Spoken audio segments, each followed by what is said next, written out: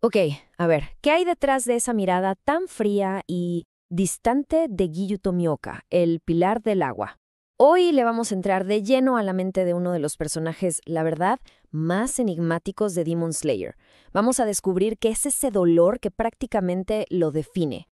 Yo no soy como tú. Uf, qué frase. Y fíjense, cuando Guillo se la dice a Tanjiro, no lo hace por arrogancia, para nada. Es como la primera grieta que nos deja asomarnos a ese muro gigantesco que ha construido a su alrededor. Y justo ahí, en esa barrera se esconde la clave de todo su misterio. Entonces, ¿qué se esconde detrás de él? La respuesta no la vamos a encontrar en qué tan fuerte es como cazador, sino en su silencio. Porque esa actitud tan estoica, esa seriedad, no es él. En realidad es una máscara, una especie de armadura que se forjó para contener una herida que la verdad nunca ha sanado. Para empezar a entenderlo, vámonos por lo más obvio, lo que salta a la vista. La primera gran pista de todo su tormento interno está, literalmente, tejida en su ropa. Es un recordatorio constante que carga todos los días sobre sus hombros. A ver, ese Aori de 2 colores de Giyu no es nomás porque sí, no es moda. Es literal un memorial andante. Cada mitad nos cuenta una historia de pérdida tremenda. El patrón rojo es por su hermana, Tsutako, y el de cuadros por su mejor amigo, Sabito. O sea, no es ropa, es el peso de su pasado hecho tela. Y bueno, ese peso tiene un origen, claro. Para entender de verdad a Giyu, tenemos que echarnos un clavado al pasado, a esas 2 tragedias que le destrozaron el mundo y que al final forjaron esa culpa con la que vive. La cosa va así. Primero, su hermana Tsutako muere para protegerlo de un demonio. Pasan los años y, ¿qué creen? Su único amigo Sabito se sacrifica para salvarlo a él y a todos los demás en la selección final. Ya empezamos a ver el patrón aquí. Guillo sobrevive, sí, pero siempre a costa de que la gente que más quiere muera por él. ¡Qué burro! Y esta terrible coincidencia de que siempre sobrevive gracias a que otros se sacrifican, no es nomás mala suerte, no.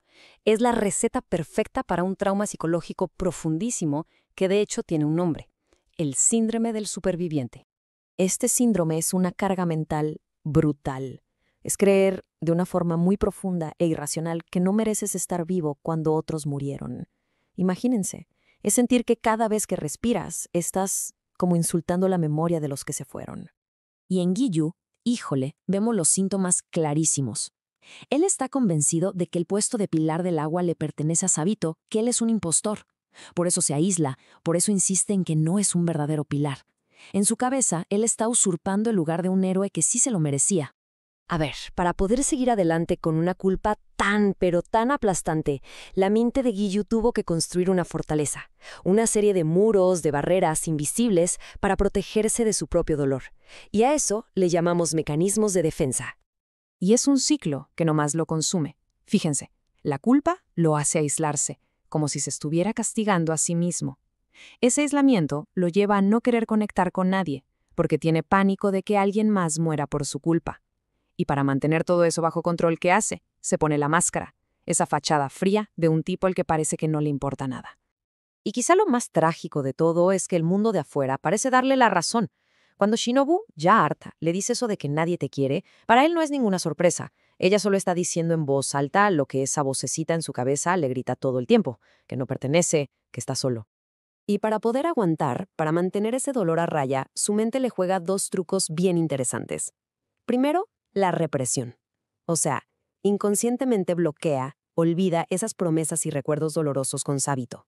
Y segundo, la racionalización. Se inventa cualquier excusa para justificar por qué es tan distante, por qué no actúa, todo con tal de no ver de frente lo que tanto le duele. Pero bueno, hasta el muro más grueso se puede venir abajo. Y en el caso de Giyu, esa primera grieta en su armadura tiene nombre y apellido: Tanjiro Kamado. Y es que Tanjiro, sin querer queriendo, se convierte en el terapeuta que Giyu jamás tuvo. Su insistencia, el no aceptar un déjame en paz como respuesta, funciona como una especie de terapia de exposición. Lo obliga a enfrentar todo eso que lleva años enterrando. Los recuerdos, el dolor, la culpa. Y entonces llega el momento clave. Tanjiro suelta una frase que lo cambia absolutamente todo. Con una pregunta súper simple, le voltea el mundo de cabeza. Le hace ver que el sacrificio de Sabito no era una carga para arrastrar, sino un legado que tenía que honrar. El contraste aquí es clarísimo. Por un lado, Sábito para Giyu era como una deuda impagable, un ideal que nunca podría alcanzar y que solo lo hundía más en la culpa. Pero llega Tanjiro y ¡pum!, transforma esa deuda en una misión. Convierte todo ese peso del pasado en una razón para pelear ahora, en el presente. Y con esto, pues, llegamos a la parte final de su viaje interno. Porque sanar no significa olvidar lo que pasó, para nada.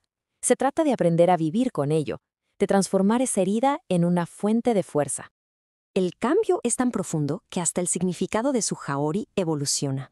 Lo que antes era el símbolo de su fracaso, una deuda que todos podían ver, ahora se convierte en la insignia de su propósito. Ya no es un memorial para los muertos, sino un recordatorio de la misión que le dejaron. Y con esta nueva mentalidad, Giyu prácticamente renace. Por fin acepta su pasado, por fin acepta su lugar como pilar. Ya no le huye a su rango, al contrario, lo abraza como lo que es, la herramienta para cumplir una nueva promesa, la de asegurarse de que nunca más nadie tenga que morir para que otros vivan. Y ojo, esto es súper importante. Giyu no se convierte en otra persona. No, sigue siendo él, reservado, serio. Sanar, para él, no fue cambiar su personalidad, sino encontrarle un nuevo propósito a su dolor. Logró transformar esa culpa que lo tenía paralizado en la responsabilidad que ahora lo mueve hacia adelante. Al final, la historia de Giyu Tomioka nos deja pensando, ¿no? Nos deja con esta pregunta: ¿qué es la verdadera fuerza? ¿Acaso es no sentir dolor? ¿O es aprender a cargarlo, pero con un propósito, convirtiéndolo en la gasolina que nos hace seguir avanzando? Ahí se las dejo.